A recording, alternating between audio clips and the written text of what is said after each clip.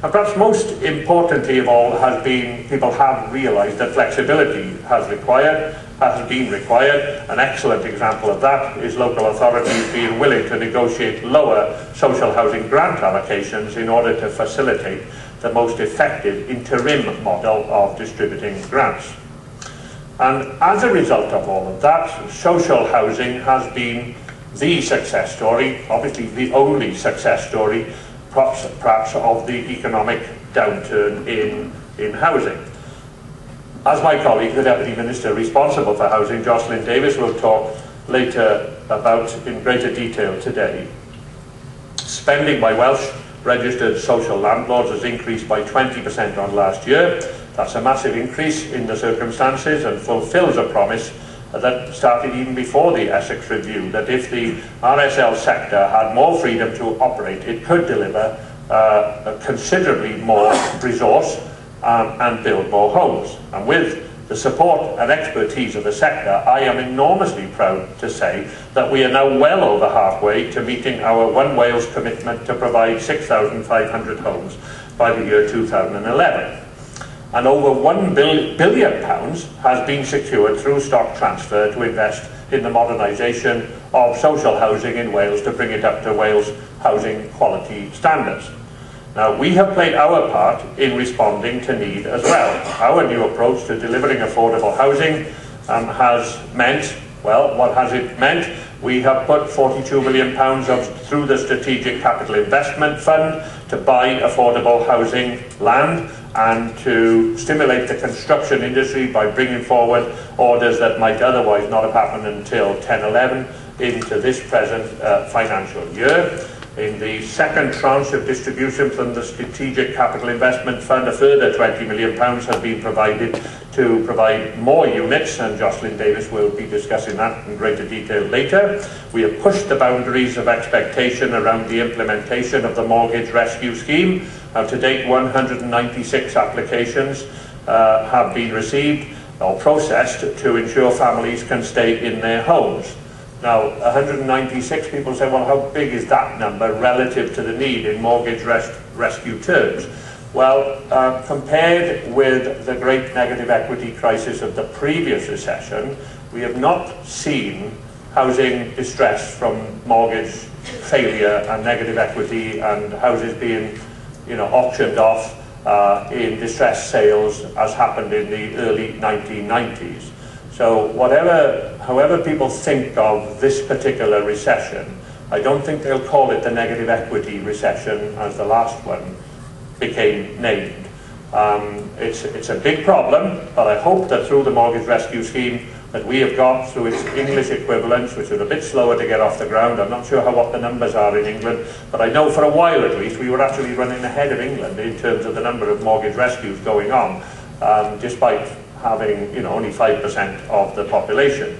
So 196 families who have not lost their homes. That has meant an enormous amount to those 196. But obviously getting everybody in the housing advice field used to how to prepare mortgage rescue schemes has been quite a slow process. Some have been faster than others, and there's still some way to go there. Now, by bringing forward social housing grant from future years to this year, when it is particularly needed, it has enabled us to take advantage of the opportunity presented by the recession to get more housing units online, because the private sector house builders are quite glad to part with their land now, and that has had a knock-on effect in holding the skills of the construction industry together, and of course the supply chain in the building industry, which has been blasted out of the water by the collapse of the apartment building boom in Cardiff Bay and Swansea Bay, centre of Newport and so on, cancellations of projects or projects simply being put on stop, and likewise for private housing of the conventional family cul-de-sac type. So every crisis brings a challenge and an opportunity, and the private sector housing crisis is undoubtedly an opportunity for social housing.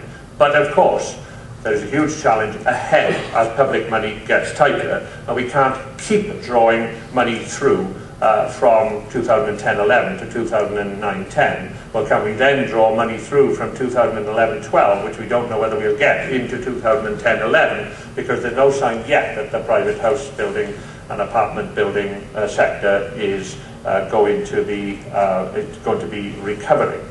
Now, we have seen the use of constructive social clauses in the way the stock transfer companies are actually using targeted recruitment and training for the maintenance contracts, refurbishment contracts that they award. Newport City Homes has specified in its contracts that for every £1 million spent, contractors will create 250 person weeks of training or employment.